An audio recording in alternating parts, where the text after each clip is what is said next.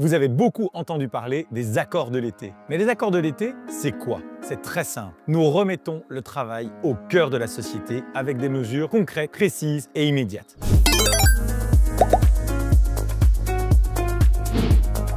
La première, c'est la réforme fiscale. 5 milliards d'euros de moins d'impôts sur les travailleuses et les travailleurs de ce pays pour que le travail soit enfin mieux récompensé. Mais c'est pas tout, car effectivement, avec les flexi-jobs, avec les heures supplémentaires défiscalisées, 240 heures défiscalisées dans tous les secteurs, ça monte jusqu'à 360 heures dans l'ORECA, eh bien on va permettre de faire en sorte à ceux qui veulent travailler plus, de gagner plus. D'autres mesures, comme des mesures de flexibilisation qui permettent de mieux concilier la vie privée et la vie professionnelle. Faire en sorte aussi de donner accès à plus de services à nos concitoyens pour s'adapter à l'évolution du monde, comme l'ouverture du dimanche ou des ouvertures plus tardives le soir. Alors ces accords de l'été, c'est aussi un enjeu sur les pensions, où nous réinstaurons la pension à 60 ans pour toute personne qui à cet âge-là aura atteint 42 années de carrière. Pourquoi? Pour récompenser celles et ceux qui commencent tôt, à 18 ans, et qui sont souvent dans les métiers les plus pénibles, comme ceux de la construction, du transport